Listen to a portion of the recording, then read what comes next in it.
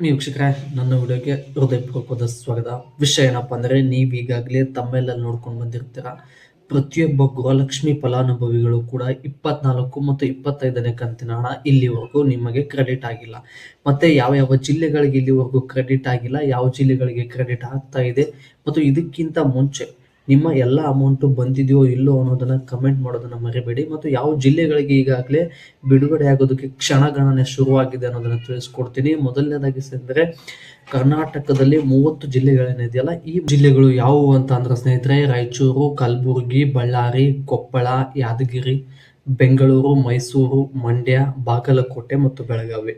ಇನ್ನೊಂದ್ಸಲ ಹೇಳ್ಬಿಡ್ತೀವಿ ಸ್ನೇಹಿತರೆ, ರಾಯಚೂರು, ಕಲಬುರಗಿ, ಬಳ್ಳಾರಿ, ಯಾದಗಿರಿ, ಬೆಂಗಳೂರು, ಮೈಸೂರು, ಮಂಡ್ಯ, ಬಾಗಲಕೋಟೆ ಮತ್ತು ಬೆಳಗಾವಿ. ಕರ್ನಾಟಕದ ಈ 10 ಜಿಲ್ಲೆಗಳಿಗೆ ಈಗಾಗಲೇ 24 ಮತ್ತು 25ನೇ ಕಂತಿನ ಗೃಹಲಕ್ಷ್ಮಿ ಹಣ ಎಲ್ಲರಿಗೂ ಬರ್ತಾ ಇದೆ ಸ್ನೇಹಿತರೆ. ಮತ್ತು ನೀವು ಯಾವ ಜಿಲ್ಲೆಯಿಂದ ಈ ವಿಡಿಯೋನ ನೋಡ್ತಾ ಇದ್ದೀರಿ, ನಿಮ್ಮ ಜಿಲ್ಲೆಗಳಲ್ಲಿ ಎಲ್ಲರಿಗೂ ಬಂದಿದೆಯೋ ಇಲ್ಲೋ, ನಿಮಗೆ ಬಂದಿದೆಯೋ ಇಲ್ಲೋ, ಎಷ್ಟನೇ ಕಂತಿನ ಹಣ ನಿಮಗೆ ಬಂದಿಲ್ಲ ಅನ್ನೋದನ್ನ ಕಮೆಂಟ್ ಮಾಡಿ. ಅದರ ಜೊತೆಗೆ ಗೃಹಲಕ್ಷ್ಮಿ ಫಲಾನುಭವಿಗಳೇನಿದಿರಲ್ಲ, ಈ ಎಲ್ಲ ಗೃಹಲಕ್ಷ್ಮಿ ಫಲಾನುಭವಿಗಳ ಅರ್ಜಿಗಳನ್ನು ಒಂದು ಬಾರಿ ರಿವೆರಿಫಿಕೇಶನ್ ಅಂದರೆ ಮರುಪರಿಶೀಲನೆಯನ್ನು ಮಾಡಿದ್ದಾರೆ ಸ್ನೇಹಿತರೆ. ಯಾಕೆ ಮರುಪರಿಶೀಲನೆ ಮಾಡಿದ್ದಾರೆ?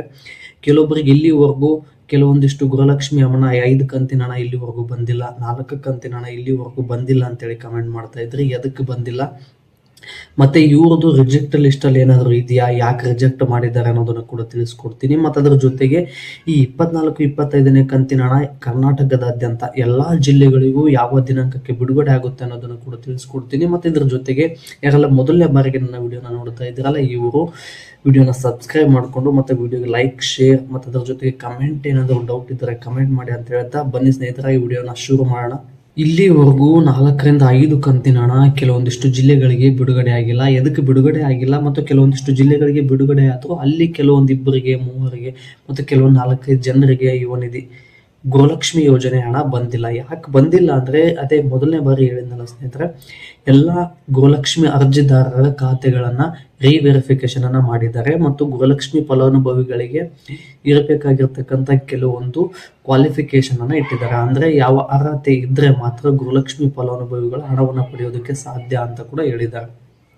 ಅವು ಯಾವುವು ಅಂದರೆ, ನಿಮ್ಮ ಮನೆಯಲ್ಲಿ ಗೌರ್ಮೆಂಟ್ ಉದ್ಯೋಗಿಗಳಿದ್ರೆ ಇಂಥವರಿಗೆ ಇನ್ನು ಮುಂದೆ ಗೃಹಲಕ್ಷ್ಮಿ ಹಣ ಬರೋದಿಲ್ಲ ಅಂತ ಹೇಳಿದ್ದಾರೆ. ಮತ್ತು ಅದರ ಜೊತೆಗೆ ನಿಮ್ಮ ಕುಟುಂಬದ ವಾರ್ಷಿಕ ಆದಾಯವು 7 ಲಕ್ಷಕ್ಕಿಂತ ಕೆಳಗಿರಬೇಕು. ಹಂಗಾದಾಗ ಕೂಡ ಜಾಸ್ತಿ 7 ಲಕ್ಷಕ್ಕಿಂತ ಜಾಸ್ತಿ ಇದ್ರೂ ಕೂಡ ನಿಮ್ಮ ಕುಟುಂಬದವರಿಗೆ ಗೃಹಲಕ್ಷ್ಮಿ ಹಣ ಬರೋದಿಲ್ಲ ಅಂತ ಹೇಳಿದ್ದಾರೆ ಸ್ನೇಹಿತರೆ. ಮತ್ತು ಅದರ ಜೊತೆಗೆ ಗೃಹಲಕ್ಷ್ಮಿ ಹಣವನ್ನ ಪಡ್ಕೊಳ್ತಾ ಇದ್ದೀರಲ್ಲ ಏನು ಮಹಿಳೆಯರು, ಈ ಮಹಿಳೆಯರ ಆಧಾರ್ ಕಾರ್ಡಲ್ಲಿ 15 ವರ್ಷಗಳಿಂದ ಯಾವುದೇ ಚೇಂಜ್ ಮಾಡಿಸಿಲ್ಲ ಅಂದರೆ, ಈಗ ನಿಮ್ಮ ಅದರಲ್ಲಿ ಹೆಸರಾಗಿರ್ಬೋದು, ಮೊಬೈಲ್ ನಂಬರ್ ಆಗಿರ್ಬೋದು, ಇಂಥ ವಿಷಯಗಳನ್ನ ಚೇಂಜ್ ಮಾಡಿಸದೆ ಹಾಗೆ ಆಧಾರ್ ಕಾರ್ಡ್ ಮುಂದುವರಿತಾ ಬಂದಿದ್ರೆ ಇಂಥವರಿಗೂ ಕೂಡ ಗೃಹಲಕ್ಷ್ಮಿ ಹಣ ಇನ್ನು ಮುಂದೆ ಬಂದಾಗೋ ಸಾಧ್ಯತೆ ಇದೆ ಅಂತೇಳಿ ಮಹಿಳಾ ಮತ್ತು ಮಕ್ಕಳ ಸಬಲೀಕರಣ ಇಲಾಖೆ ಸಚಿವೆ ಲಕ್ಷ್ಮಿ ಹೆಬ್ಬಾಳ್ಕರ್ ಮತ್ತು ಕರ್ನಾಟಕದ ಹಣಕಾಸು ಸಚಿವರು ಅಥವಾ ಮುಖ್ಯಮಂತ್ರಿಗಳಾಗಿರ್ತಕ್ಕಂಥ ಶ್ರೀಯುತ ಸಿದ್ದರಾಮಯ್ಯನವರು ಬಿಗ್ ಮತ್ತು ಶಾಕಿಂಗ್ ಅಪ್ಡೇಟ್ ಅಂತ ಕೊಟ್ಟಿದ್ದಾರೆ ಅಂತಾನೆ ಹೇಳ್ಬೋದು. ಮತ್ತೆ ಇದರ ಜೊತೆಗೆ 24-25ನೇ ಕಂತಿನ ಹಣ ಏನಿದೆಯಲ್ಲ ಸ್ನೇಹಿತರೆ, ಸೋಮವಾರ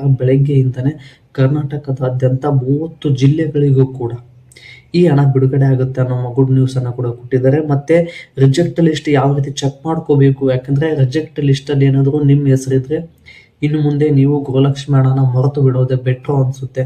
ಹಂಗಾಗಿ ಗೃಹಲಕ್ಷ್ಮಿ ಫಲಾನುಭವಿಗಳೇನಿದ್ದೀರಲ್ಲ, ಇವರು ಇನ್ನು ಮುಂದೆ ಗೃಹಲಕ್ಷ್ಮಿ ಹಣನ ಮರೆತು ಬಿಡಬೇಕು. ರಿಜೆಕ್ಟ್ ಲಿಸ್ಟ್ ಚೆಕ್ ಮಾಡೋದು ಹೇಗೆ ಅನ್ನೋದನ್ನ ನಾನು ಚಾನಲ್ ಅಲ್ಲಿ ವಿಡಿಯೋ ಮಾಡಿದ್ದೀನಿ ಅಂತ ಹೋಗಿ ಸರ್ಚ್ ಮಾಡಿದ್ರೆ ಅಲ್ಲಿ ಯಾವ ರೀತಿ ರಿಜೆಕ್ಟ್ ಲಿಸ್ಟ್ ಅನ್ನ ಸರ್ಚ್ ಮಾಡಬೇಕು ಅನ್ನೋದು, ಮತ್ತೆ ಅದನ್ನ ಅಲ್ಲಿ ಏನಾದರೂ ಸಮಸ್ಯೆ ಇದ್ರೆ ಏನು ಮಾಡಬೇಕು, ಅದನ್ನ ಮತ್ತೆ ಹಣ ಬರೋ ರೀತಿ ಯಾವ ರೀತಿ ಅಪ್ಲೈ ಮಾಡಬೇಕು ಅನ್ನೋದನ್ನ ಕೂಡ ಚಾನಲ್ ಅಲ್ಲಿ ವಿಡಿಯೋ ಮಾಡಿ ಹಾಕಿದ್ದೀನಿ.